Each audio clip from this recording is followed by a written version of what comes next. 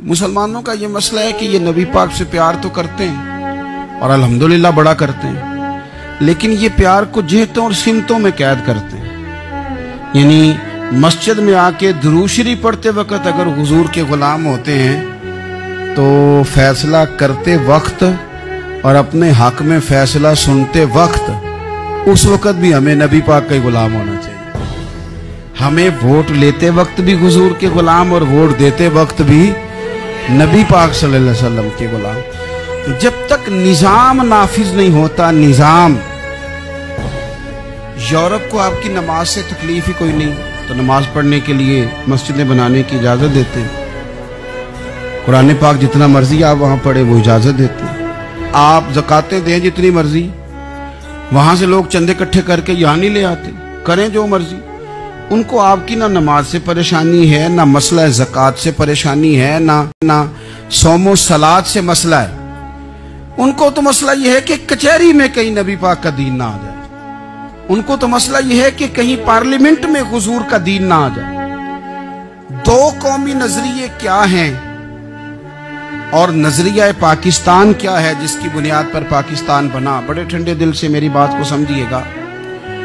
पाकिस्तान अगर अच्छी सड़कों के लिए, तरक्की करने के लिए बना था तो ये तरक्की हिंदुस्तान में रह के भी हो सकती थी। इंडिया वाले कहते हैं कि हमने तरक्की नहीं करनी, कच्ची सड़कों पे चलना है, हमने टेक्नोलॉजी नहीं बनी। ये काम वहां भी हो सकता था। अगर आप ये कहें कि पाकिस्तान जमहूरियत की मजबूती के लिए बनाया था कि डिक्टेटर कोई नहीं आएगा, सिर्फ जमहूरी कुव्वतें काम करेंगी, तो जमहूरियत में तो इंडिया बज़ाहिर आगे निकल गया है। उनकी जमहूरियत तो ज्यादा अच्छी नजर आती है, कभी डिक्टेटर नहीं आया। आपने पाकिस्तान क्यों बनाया? अगर आपने यही काम करे थे, फाशी और यानी और जो मर्जी जिसके मन में आए करे और कोई फर्क ना हो यहाँ के और वहां के कल्चर में, रिश्वतखोरी, भत्ताखोरी और नाजायज फरोशी, सारे काम अगर होने थे तो ये काम वहां भी होते। पाकिस्तान क्यों बना? क्यों इतनी सारी 40,000 लोगों ने अपनी जानों की कुर्बानियां दी? दुनिया की सबसे बड़ी हिजरत हुई है, सबसे बड़ी, जब पाकिस्तान बना। ये सबसे बड़ी हिजरत थी, इतनी बड़ी हिजरत ही कभी नहीं हुई। क्यों इतना कुछ हुआ?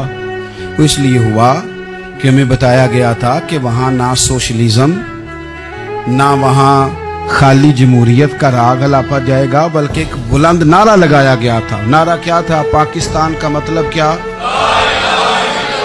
पाकिस्तान का मतलब क्या?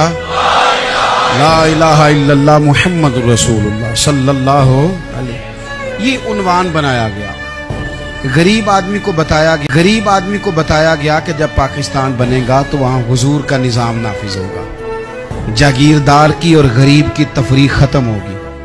जिस तरह अमीर के बच्चे को कॉलेज में दाखिला मिलेगा, गरीब के बच्चे को भी मिलेगा। वहां बताया गया कि लोग वहां हर लिहाज से अपने आप को बराबर समझेंगे। वहां वही बात होगी जो जनाब सिद्दीक अकबर करते थे। वहां वही जुमले दोहराए जाएंगे जो हजरत उमर फरमाते थे।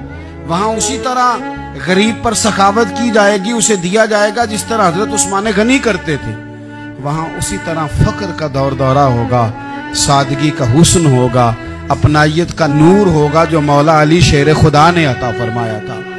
इस सोच की बुनियाद पर पाकिस्तान बनाया गया, इस सोच की बुनियाद पर, और इसी सोच को आगे लेकर के जाया गया।